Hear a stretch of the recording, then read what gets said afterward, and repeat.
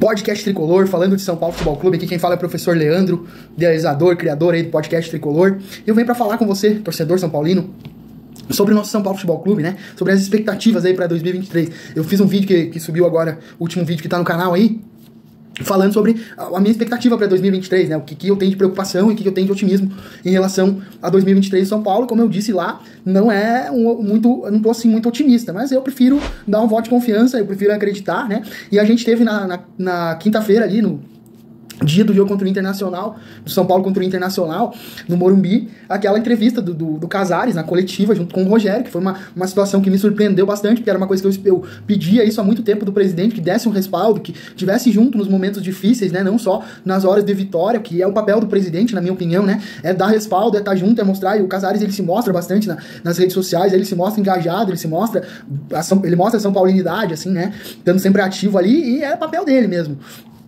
Tá ali sempre dando esse respaldo. E quando o Rogério precisou, em uma situação que eu imaginava até que o Rogério pudesse pedir uma demissão, né? Ali, porque o ano não foi legal. O ano do São Paulo cumpriu metas administrativas em termos de financeiros e tudo, mas esportivamente não foi legal, frustrou muito o torcedor. Não vou aqui ficar relembrando, mas sabe, né? Vice de Campeonato Paulista, vice da Sul-Americana, Copa do Brasil, criar uma expectativa, não chegar a lugar nenhum, enfim, né? Então o Campeonato Brasileiro que o São Paulo tinha a obrigação de ter chegado melhor, né? Acabar em nono lugar é frustrante pro torcedor, né? E o 2023 precisa ser diferente. E aí a perspectiva dos caras de como vai fazer diferente, uma coisa foi dar o respaldo pro Rogério. O Rogério, pra quem não lembra, ele renovou o contrato dele com o São Paulo até o final, até dezembro, tipo 31 de dezembro de 2023. Ele renovou na semana dos jogos da Copa do Brasil ali contra o Palmeiras. Naquela semana que o São Paulo tomou a virada no Morumbi no Campeonato Brasileiro, e antes do primeiro jogo no Morumbi, o Rogério renovou. O Rogério aceitou renovar, né? Então tinha uma perspectiva de poder ficar no São Paulo por um período maior. Existe uma multa, né? Uma multa bilateral, como o próprio Rogério colocou, que não se falou em valores, mas, né, se o Rogério for demitido, o São Paulo paga. Se o Rogério pedir demissão, o Rogério paga pro São Paulo. E provavelmente, se houver uma saída, vai ser comum acordo, né? Pra ninguém pagar pra ninguém, na real, porque, né? E aí eu achava que pudesse ser uma saída de comum acordo, né? E tudo. E não. O Casares foi lá e reforçou que o planejamento é manter o Rogério. E, supostamente, o Rogério teria uma carta branca, uma autoridade maior sobre a gestão do futebol, né? A gente sabe que tem os diretores ali do futebol de São Paulo, que é o Rui Costa, que é o responsável pelas negociações e buscar jogador. O Belmonte, que é um cargo super importante de diretor de futebol, que foi ocupado já pelo Juvenal Juvencio em outras épocas, que, né, foi ocupado recentemente pelo Raí, pelo sobrinho do Raí, que fez um bom papel, a meu ver, né, o Gustavo de Oliveira, ali, teve a contratação do Cueva na época, né, fez um bom papel quando esteve, né, e é um cargo no São Paulo de extrema importância, e hoje tem uma pessoa que é um sócio do São Paulo, ele faz parte da equipe do Casares, da equipe de apoio, da gestão, é o Carlos Belmonte, mas é um cara do basquete, né? É um cara que não tem uma ligação, um feeling tão grande com o futebol. Ele conhece, ele tá no meio, ele tá no São Paulo há muito tempo, né? Sócio conselheiro, enfim. E essa galera, né, diz então que o Rogério vai ter um papel mais incisivo, né? Um papel de manager, né? No São Paulo, né, tendo o crivo nas contratações, e isso preocupa um pouco, porque quem lembra algumas contratações que o Rogério aceitou fazer, pediu pro São Paulo e aceitou também em 2019, foram jogadores que não deixaram muitas saudades aí, o Wellington Ney, né, o que eu vou lembrar agora, Marcinho, o goleiro Sidão, né, outros jogadores, o Gilberto até que, né, poderia ter ficado mais tempo no São Paulo, mas fora esse, assim, subiu o Araruna também, né, subiu o Shailon, então assim, o Rogério tem muita coisa a ser contestado, mas eu, como eu falei, já postei no meu canal também, eu fecho com o Rogério porque existe um problema no São Paulo, que é um problema sintomático, que já vem de algum tempo, que é o que eu quero falar no vídeo, que é o problema dos vestiários. O São Paulo, eu vou fazer uma retrospectiva para vocês dos treinadores desde 2018, depois da queda do Rogério.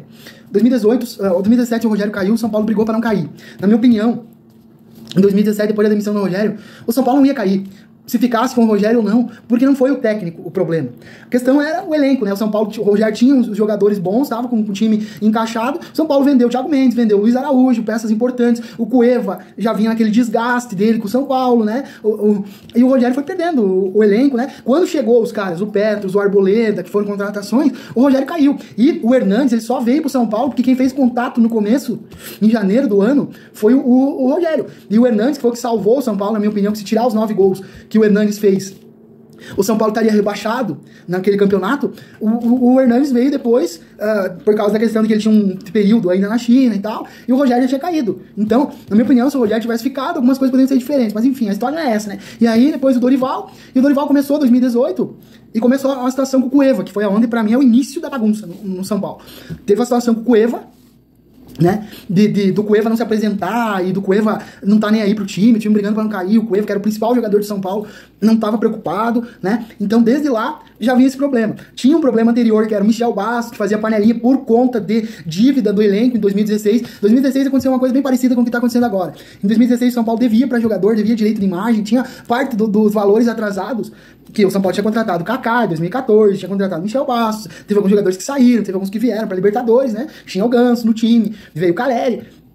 E o São Paulo contratou o Chiesa na época, por um valor baixo, até era 4 milhões, se não me engano. E os jogadores ficaram putos, porra. Como é que os caras estão devendo pra gente e contrata jogador? E o Chiesa nem jogou no São Paulo. O Chiesa só veio ganhar dinheiro, né? Foi mais um jogador que tirou dinheiro do São Paulo. E aí já tinha o Wesley, Allan Kardec, toda essa questão. E aí houve um certo motim, né, que começou ali. E só que o vestiário do São Paulo começa a se contaminar ali, o Cueva tem a próxima situação, e o negócio das dívidas vai se arrastando, que reflete no agora. E aí, 2018, logo o Dorival caiu, porque o Dorival perdeu o Hernanes, né, que era o principal jogador, depois saiu o Prato, que era também a referência do time, e o Dorival caiu. O São Paulo tomou umas goleadas ali pro Palmeiras, no Allianz Parque. São Paulo perdeu todos os clássicos que disputou em 2018, no início, era vexame atrás de vexame, né? E aí veio o Diego Aguirre. O Diego Aguirre é um perfil diferente de treinador em relação ao perfil do Dorival, é outro modelo de futebol. O Diego Aguirre tem um modelo de futebol reativo. Ele forma o time postado mais defensivamente, esperando o erro do adversário para jogar num contra-ataque. E aí ele foi encaixando as peças no time de São Paulo. Só que o time de São Paulo, o elenco era fraco, né, do São Paulo. Só que o São Paulo tinha contratado o Diego Souza, pagado uma bala pro Sport. O Diego Souza também tem uma questão de bastidor aí, de uma grana do Diego Souza, que era 10 milhões, depois virou 13 milhões. O São Paulo tinha contratado o Jean, então também pagando caro pro Bahia. E muita coisa que resulta na dívida de agora, desses 700 milhões que o São Paulo deve hoje. Tudo, você vê que eu tô falando lá 2018. Né? Então, pra ver, hoje nós estamos 4 anos depois, em 2022, final de 2022. Então, pra ver como é um processo, não é do dia pra noite que acontece. Da mesma forma que não vai ser da noite para o dia que o São Paulo vai sanar as dívidas e vai estar revitalizado e podendo contratar todo mundo, né? É um processo. Então, aí o que acontece? O Diego Aguirre, ele muda a postura do time, muda o posicionamento, muda o jeito de jogar. O Nenê começa a ganhar destaque, o Nenê vem contratado, é uma boa contratação, né? E o São Paulo recebe o Everton Cardoso e o Rojas, que são dois jogadores que se encaixaram muito bem no time do Diego Aguirre. O São Paulo disputou a liderança do Campeonato Brasileiro, inclusive tem um jogo icônico, marcante, contra o Flamengo no Maracanã, que o São Paulo ganha de 1-0, gol do Rojas, inclusive era o primeiro jogo dele com a camisa do São Paulo, ele chegou e já caiu nas graças da torcida, foi pra cima dos caras lá contra o Flamengo. O São Paulo ganhou com o Maracanã lotado, valia a liderança. Na época teve uma parada pra Copa América, acho que se não me engano, ou Copa do Mundo, que era 2018, né? Acho que era parada pra Copa mesmo.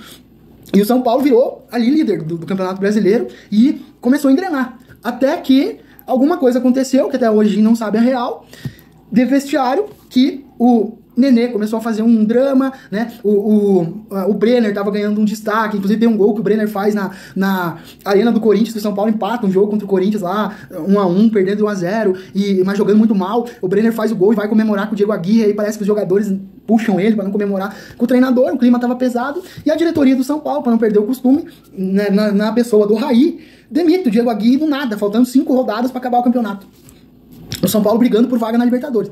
Aí a sequência do filme a gente lembra, a gente sabe, só vou relembrar pra vocês, né? O São Paulo queimou etapas com o André Jardim, que era um treinador que o São Paulo vinha trabalhando ele pra ser treinador do profissional. Ele revelou vários jogadores que o São Paulo vendeu aí, David Neres, Luiz Araújo, Lucas Fernandes, Shailon, essa galera que tá hoje, todos passaram pela mão do Jardim, Elinho, Anthony, uma carrada de jogador do São Paulo, muito vencedor, que passou naquela base lá pelas mãos do Jardim. Então o projeto era o Jardim ser treinador do profissional. Aí meteram o cara na fogueira, aí a demissão do Diego Aguirre, que ninguém entendeu, ficou mal explicada. A direção de futebol, o Raí, ele tinha uma parceria ali, como se fosse um conselho de futebol ali com o Ricardo Rocha, que tinha voltado para o São Paulo como coordenador técnico, e o Lugano, né, que era mais um escudo do Leco, né, um ídolo, tinha se aposentado um ano antes e ocupou um cargo ali. O Lugano foi quem indicou o Diego Aguirre para o São Paulo, porque ele tinha trabalhado já, uruguaio, o Diego Aguirre tem uma história no São Paulo, enfim.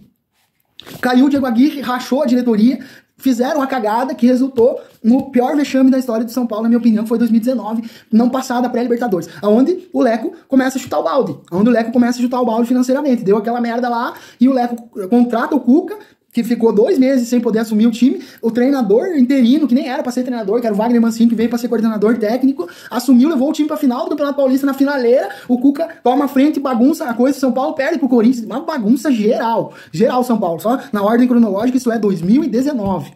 Então, assim, por que o Diego Aguirre caiu, ninguém sabe até hoje, né? Como esses jogadores entregaram uma derrota marcante pra mim, pro Palmeiras, no Morumbi, que o Palmeiras quebrou um tabu, se não me engano, de 16 anos que não vencia o São Paulo dentro do Morumbi.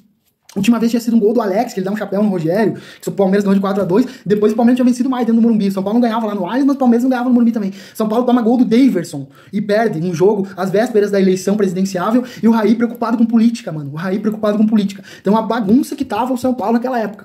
Derrubaram o treinador.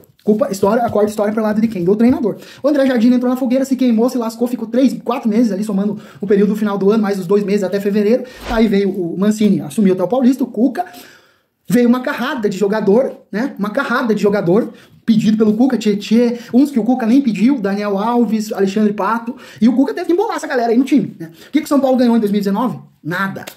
O melhor momento do São Paulo em 2019 foi a campanha do Campeonato Paulista. Aí eu bato naquela tecla. Será que a solução é trazer jogador, é investir, é fazer um time sem organizar a casa, sem estar organizado o vestiário? Será que dá resultado? Eu acho que não. Tá aí 2019 para comprovar. 2019 pro São Paulo foi o ano que aumentou, duplicou e triplicou a dívida do São Paulo. Aí veio 2020, vem a sequência de 2019, toda aquela confusão da contratação do Diniz lá, e aí todo mundo naquele ponto de interrogação, porque, porra, o Diniz tinha feito uma boa campanha no Audax e mais nada. Quase rebaixou o Atlético Mineiro, o Atlético Paranaense no Campeonato Brasileiro, o Fluminense não deu certo também, e pega lá o Daniel Alves, pede para contratar o Diniz. Aí vem lá o Diniz e faz um baita no campeonato com o São Paulo, de recuperação, classifica o time do São Paulo para a Libertadores 2020, né? A pandemia atrapalhou muito, né? Porque o São Paulo termina 2019 embalado ali, o São Paulo, né, tinha um time bom para 2020, ia para a Libertadores, eu lembro dos primeiros jogos, o Morumbi lotado na primeira fase da Libertadores, todo aquele clima, né, para o São Paulo recuperar realmente o prestígio perdido ali com o Diniz. O Diniz me surpreendeu, porque eu era um dos críticos do Diniz, né? Não entendia algumas coisas que ele fazia taticamente, como por exemplo, algumas vezes ele tirava um zagueiro, né? Ele jogava com 2 zagueiros, em linha de 2 zagueiros, 2 laterais, em linha de 4, e tirava um zagueiro e ficava com um zagueiro só, com linha de 3, com os 2 laterais, um balanceando, trazia um volante para fazer um terceiro zagueiro, improvisava tudo ali dentro do jogo e dava resultado, porque ele sabia o que estava fazendo. Muitas vezes São Paulo virou jogos. Inclusive um jogo contra o Santos, São Paulo estava perdendo de 1-0, virou para 2-1, que ele tirou o Bruno Alves no intervalo, todo mundo pensou, pô, agora o Santos vai golear os caras. Então, o Diniz fez um bom trabalho no São Paulo, né? Trabalho que foi até a semifinal da Copa do Brasil, aí teve toda a questão da pandemia, muito atrapalhado o trabalho do Diniz pela pandemia, mas é um fenômeno natural, que ninguém tem culpa, né, do que aconteceu, mas foi atrapalhado. Até nisso o São Paulo dá azar, cara. O São Paulo, num período que o time estava mais engrenado, parou todas as competições. O São Paulo parou. Né? E aí teve pandemia, aí começa a dívida, começa a não ter como pagar os caras, e aí agora? Sem renda, sem patrocínio, como é que nós vamos pagar os caras? E aí começou a embolar o bagulho, começou a embolar o negócio. E aí o São Paulo vai à semifinal da Copa do Brasil, faz 2 jogos que, pra mim, um lance de um gol que o Luciano perdeu contra o Grêmio, se empatasse o jogo, o São Paulo iria pra final, no primeiro jogo, lá na arena do Grêmio. No segundo jogo, o Renato Gaúcho, que era um futebol ofensivo do Grêmio, de posse de bola, muito bem falado, muda totalmente a estrutura do Grêmio, faz uma retranca do caramba, joga no estilo Grêmio raiz mesmo, pra se defender do São Paulo, pra não tomar o gol, sai do Morumbi com 0-0 classificado, e o São Paulo, lógico, ali foi Natal, final de ano, a gente nunca teve jogo nessa época, e o torcedor São Paulino é tão ferrado, cara, que quando tem jogo, às vésperas de Natal e Ano Novo, o São Paulo é eliminado da competição, mano. E aí a gente começa o ano com aquele gosto amargo de uma eliminação, brother. Então, né? E aí o dito Campeonato Brasileiro, que o São Paulo seguiu o planejamento. O que o Rogério mudou esse ano, o Diniz seguiu o planejamento de 2020. Né, do campeonato 2020. Teve, lógico, o período da pandemia ajudou muito na questão do São Paulo, teve bem menos lesões, porque não foi jogo em cima de jogo, tinha data pra fazer os jogos, né, teve o período que eles ficaram ali sem jogar, que, né, tem um impacto também, e o São Paulo conseguiu, né, armazenar uma gordura e abrir um laço. O São Paulo caiu fora da Copa Sul-Americana num jogo emocionante contra a equipe do Lanús, né? O São Paulo era favorito contra o Lanús, fez 2 jogos, tava classificado até o último segundo ali, quando toma um gol, e acontecia muito com o time do Diniz também, às vezes tomar gol no final do jogo, né? É uma pecha que o Diniz carrega, os times dele são muito ofensivos, mas dão espaço às vezes, né, pro adversário, e o adversário leva sorte e decide alguns jogos aí. O Fluminense, quem assistiu o Fluminense do Diniz vai lembrar muito de como era o São Paulo do Diniz, porque muda o nome de jogador, mas o jeito de jogar é igual, é igualzinho, né? E Aí acontece a mudança da diretoria, né? O Júlio Casares assume, tira da diretoria de futebol, que era uma promessa de campanha dele, o Alexandre Pássaro, que pra quem não lembra, era um palmeirense, diretor do São Paulo, num cargo importante jurídico do São Paulo, participava diretamente das contratações, mais ou menos o que o Rui Costa faz hoje, quem fazia era o Alexandre Pássaro, no São Paulo. E aí o São Paulo tá devendo hoje pra jogadores, o São Paulo tem um contrato mal feito da base, de jogador saindo de graça. Quem que era que organizava isso aí? Era um palmeirense, mano. E aí, né? Como é que a gente vai aceitar um negócio desse aí? Como é que a gente vai? Muito torcedor do São Paulo passa desapercebido dessas coisas. Mas acontecia. E aí, tiraram o cara e os jogadorzinhos queridos do São Paulino, os jogadores de São Paulo, fizeram birra, meu amigo. Fizeram birra e começaram a fazer corpo mole nos jogos. 7 pontos de vantagem, faltando 10 jogos. O São Paulo precisava administrar a gordura. Somar os pontos dentro do Morumbi, esperar o campeonato acabar e comemorar o 7º título brasileiro do São Paulo, que naquela condição, pós-pandemia, seria um feito histórico. O Leco ia sair da presidência, sim, se achando o presidente mais top da história do São Paulo, que ia tirar o São Paulo da fila de anos sem título com título brasileiro. Né? E aí, deu no que deu, né? São Paulo tomou goleada do Bragantino, tomou goleada histórica do Internacional no Morumbi, e o Diniz caiu, né? E eu vou concluir agora meu comentário aqui falando de quem veio depois do Diniz. Aí, quando o Júlio Casares assumiu, o Rogério Ceni estava palavrado com o Júlio Casares de que ele, junto com o Muricy, que era promessa de campanha do Júlio Casares, trazer os dois para trabalhar junto no São Paulo. O Júlio Casares muito marqueteiro, né? Esperto pra caramba. Traz a torcida junto. O Rogério recebe um convite do Flamengo que tava errando, né? Trazendo lá o Domenech Torrente para ser treinador e não deu certo. E apostaram no Rogério Ceni. O Rogério Ceni pensou, pô, é uma oportunidade e se eu dizer não pros caras não vai ter outra. E aí eu fiquei putaço da vida com o Rogério Ceni aquela vez. Fiquei puto. Não queria ver mais saber falar do Rogério Ceni no São Paulo. Mas ele foi. E o São Paulo foi atrás de outro treinador e trouxe o Crespo. Aí o Crespo se criou toda aquela questão lá, o Crespo já muito do marketing também, de onde las pernas não ligarem, logo o coração ligará, né? Então, meu espanhol péssimo, né? Mas onde não chegam as pernas, onde não, as pernas não alcançam, o coração alcançará, né? Uma frase que tá eternizada aí na torcida do São Paulo. E o Crespo fez um primeiro semestre espetacular com o São Paulo, cara. Tipo, deu um padrão de jogo pro São Paulo diferente do que o Diniz fazia, mudou algumas coisas, melhorou coisas que precisavam ser melhoradas. O São Paulo fez algumas contratações, o Benítez teve um destaque muito bom naquele time ali. Só que, porém, todavia, entretanto, alguma coisa de podre existe no reino da Dinamarca. Alguma coisa podre tem no reino da Dinamarca. O Crespo começou o desempenho do time começou a cair. São Paulo foi eliminado da Libertadores, depois de ter vencido o Palmeiras no Campeonato Paulista, foi eliminado da Libertadores, tomando 3-0, tomando um vareio de bola do Palmeiras, né? Campeonato Brasileiro perdeu pontos ridículos dentro do Morumbi, né? Muito parecido o Campeonato 2021 com 2022, que o São Paulo perde a chance no Campeonato Brasileiro dentro do Morumbi. Se em 2023 eles só olharem para essa estatística, pontos que o São Paulo perde dentro do Morumbi, e resolver isso, transformar o Morumbi numa fortaleza e o São Paulo garimpar os pontos fora e ganhar os jogos dentro do Morumbi, o São Paulo faz um campeonato para ficar entre os 3 melhores do Campeonato Brasileiro. Isso eu posso garantir para vocês. O São Paulo perdeu 27 pontos dentro do Morumbi em 2022. Vocês sabem quanto que é a diferença do São Paulo pro campeão Palmeiras? 27 pontos. Os pontos que o São Paulo perdeu dentro do Morumbi é a diferença que o Palmeiras tem pro São Paulo no campeonato. Então, alguma coisa tem, né? Só que o São Paulo perdeu pontos bobos, o treinador começou a balançar, e aí, estoura pra quem? Pro treinador. História pro treinador. Aí, o Crespo saiu e, como se diz, levou o futebol do Rigoni, que era a melhor contratação que o São Paulo tinha feito. O Rigoni veio ainda depois do Campeonato Paulista, se destacou pra caramba na Libertadores ali, no início do Campeonato Brasileiro, foi importante. Todo mundo, depois que o Caleri foi contratado, ansiava, né? Caleri e Rigoni vai ser uma dupla que os caras vão deitar, né? E aí, o que aconteceu? Né? O treinador foi mandado embora. Aí eu volto lá, 2018, Dorival. 2019, Diego Aguirre. 2018, 2019, Diego Aguirre. 2019, 2020. O Cuca nem esquentou o banco, né? Nem vou citar o Cuca. E também teve um certo boicote lá, porque teve jogador que o Cuca não pediu. Fernando Diniz, né? O Mancini, de todos ali, foi um que fez um dos melhores trabalhos, o cara que não era pra ser o treinador. Então, como tá bagunçada a coisa no São Paulo, né? Fernando Diniz, Crespo e agora o Rogério Ceni. E aí? Será que o problema do São Paulo é treinador? Eu termino meu vídeo com essa pergunta pra você, trazendo essa reflexão, de toda essa retrospectiva que eu fiz aí, você que tá assistindo até o final, você que pegou a linha do raciocínio, que curtiu esse vídeo aí, já fica o recado aí, senta o dedo no like aí, deixa seu comentário, se gostou, compartilha, se for do agrado, compartilha aí com quem você quiser esse vídeo. E a pergunta é, será que o problema do São Paulo é treinador? Será que o problema é o perfil do treinador? Eu vou falar pra vocês uma historinha que o Alex conta num vídeo que também tá na minha comunidade ali. Uma entrevista que o Alex deu pro Ale Oliveira. O Alex conta uma história de um amigo dele do Atlético Paranaense que não gostava do Alberto Valentim, o treinador, aquele que passou pelo Palmeiras, inclusive, que o Alberto Valentim foi um lateral direito, que se destacou muito no Atlético Paranaense e no Palmeiras. E nos anos 2000, ali, 90, no final dos anos 90, início dos anos 2000. Até a seleção brasileira foi, né? E o cara, o torcedor do Atlético, disse pro Alex, eu não gosto do Alberto Valentim. O Alex, não gosta por quê? Ah, não gosto, cara, eu quero que o Atlético tenha um time competitivo e tal. E o Alex questionou, mas o Alberto Valentim não faz o Atlético ter um time competitivo, que ganha jogos, e o Atlético até tava indo bem. E o cara, faz, mas eu não gosto dele, eu quero que troque o treinador. Tem muito torcedor que tem essa mentalidade. Os caras, eu não gosto do Rogério Ceni, eu não gosto do Crespo, eu não gosto do Dorival, eu não gosto do Diego Aguirre. Cada treinador tem um perfil. O que o torcedor quer é ganhar o jogo. O Tele Santana, ele falava uma coisa que eu demorei também pra assimilar e entender como torcedor, mas é real. O Tele Santana falava assim, eu prefiro que o meu time, né, falando de referência ao São Paulo, perca um jogo ganhando bem, perca um jogo jogando bem, perca um jogo jogando bem, do que ganhe um jogo jogando mal.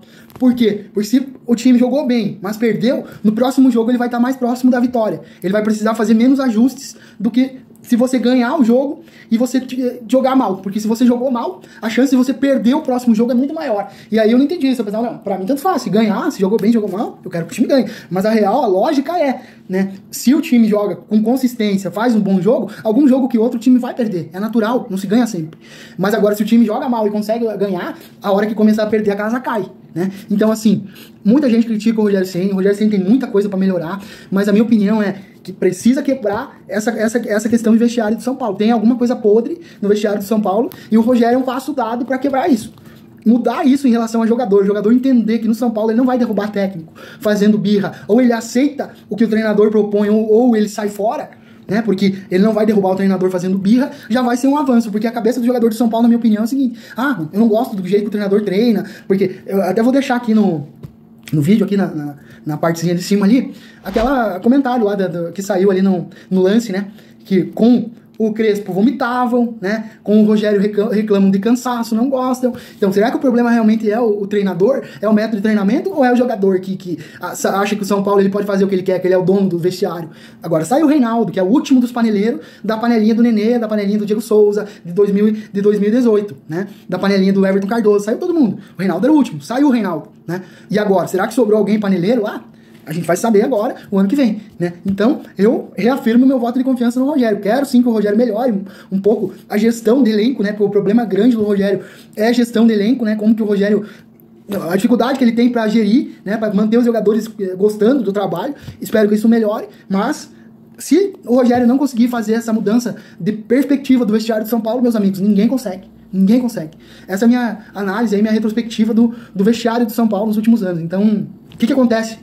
Né, o título do meu vídeo aí, o que acontece no vestiário do São Paulo nos últimos anos? Né? É um ponto de interrogação. E o Rogério pode resolver esse problema, na minha opinião. Então, se você curtiu aí, mais uma vez eu reforço, deixe seu like, comente, compartilhe. E tamo junto aí. Um grande abraço e até a próxima.